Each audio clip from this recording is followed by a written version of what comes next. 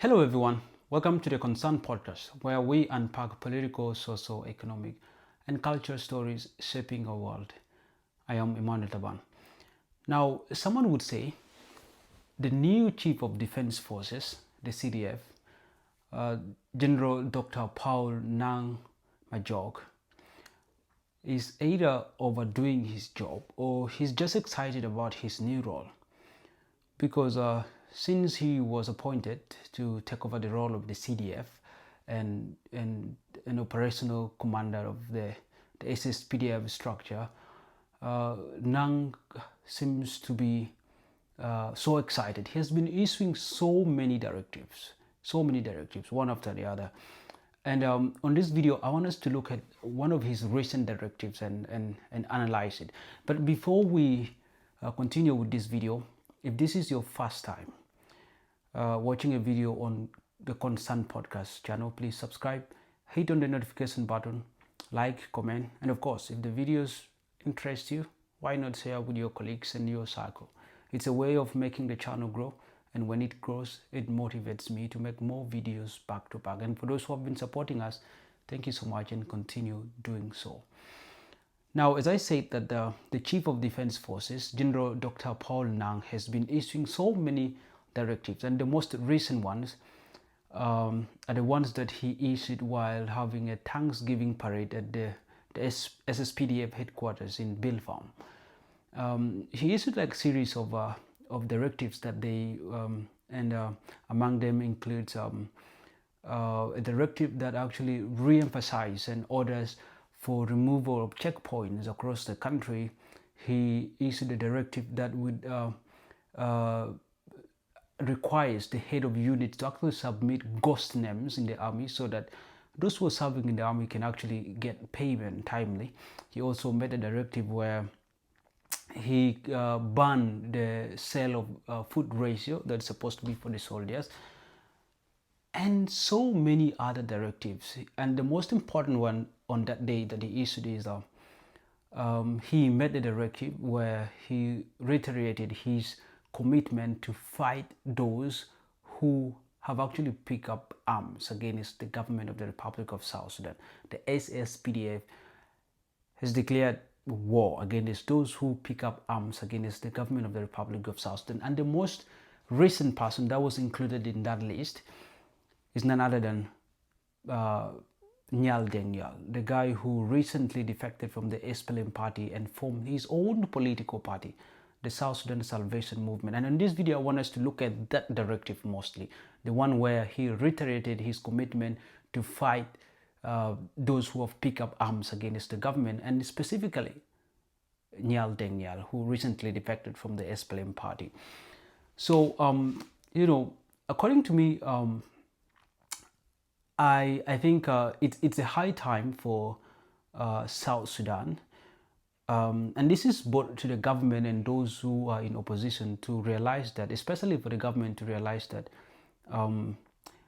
for a country to thrive as a young democracy, I mean a very young democracy, a tender democracy like South Sudan, for it to thrive, it is necessary for us to create a space for establishment of different political parties.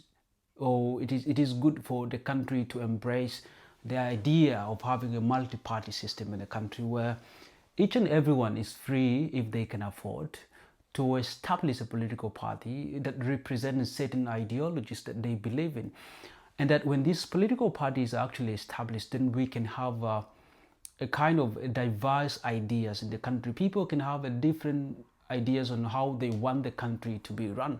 And in a situation where you don't agree with the other, you get a platform to debate out these issues and find out which one is the right idea, which one is the right thing that as a government or as a country you were supposed to do. And when we allow the political parties to exist, this means that we are actually accepting diverse ideas to the country, where the country can benefit from, even the government itself can benefit from, when we have so many political parties established and when we have people recruited in these political parties who represent the ideas that they believe in.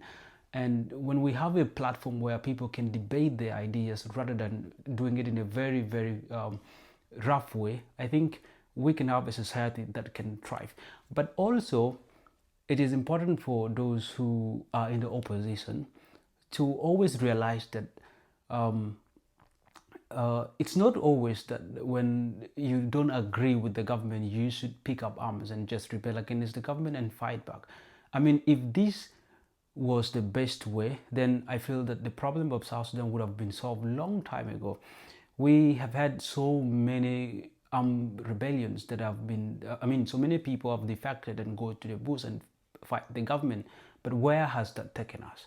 It has not taken us anywhere. So we are still stagnant as a nation. I feel it is high time that we realize that maybe we try other alternatives, like using the best way, providing a platform.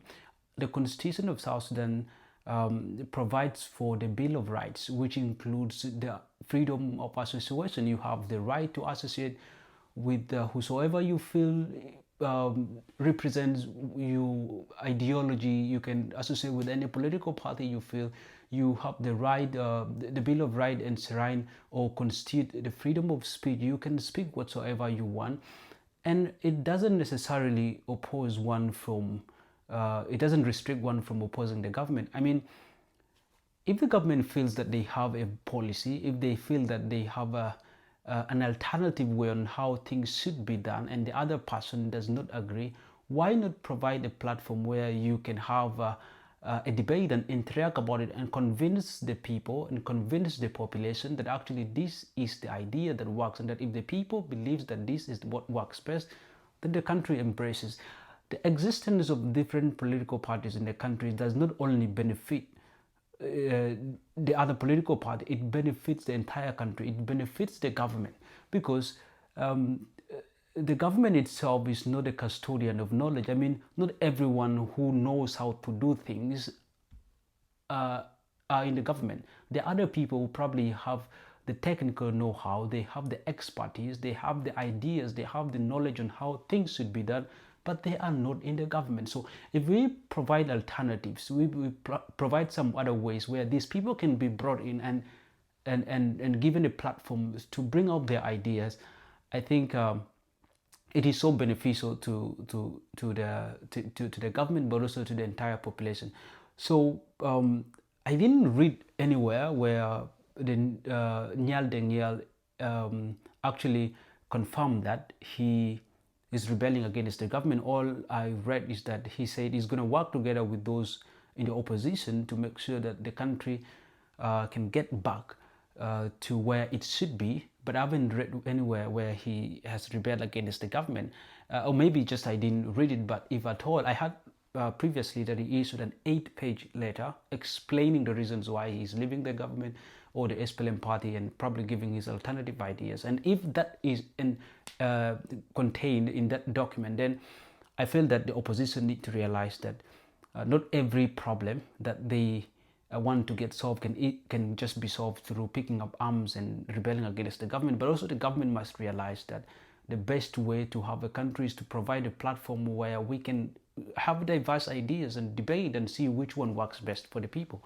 Entirely, that is the purpose of leadership. That is the meaning of leadership, providing platforms, because the government at the end is not the custodian of knowledge. Not everyone who has the knowledge of doing things is in the government. They are probably living their private lives. Maybe they see that the government or the political party, the ruling political party, actually does not uphold the ideology. And if we provide platforms, then we are widening spaces that can bring in these people with their ideas, and they can easily put it in use, and it benefits the entire country. So I feel the directive issued by Paul Nang Majok, the CDF, where he promised to fight those who pick up arms.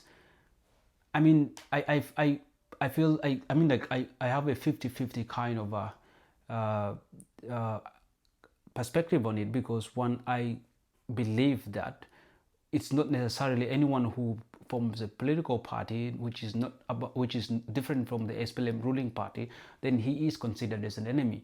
People can have the right, they have the right to form political parties, and they have the right to associate with them and identify with them, as long as they are doing it in a peaceful way, and that political party actually looks for ways on how to transform the country in a peaceful way.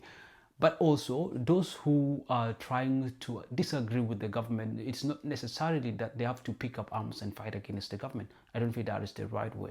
So that is my perspective about the directive issued by the Chief of Defense Forces, especially the sixth directive, where he reiterated his commitment to fight against those who have rebelled against them. I don't know what the government considers as rebelling. Does it mean that anyone who forms a political party who is different from the SPLM, then he has rebelled? I mean, you have a right to join the SPLM party, but you also do have a right to exit it.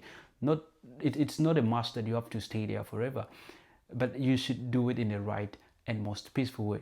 And I feel that if Nhial has promised that he's going to pick up arms, then that is not the right way. But also the government must provide a platform for different political parties to exist. So thank you so much. If this is your first time, please subscribe, like, comment, and share with your colleagues. Until next time, I am Emmanuel Taban.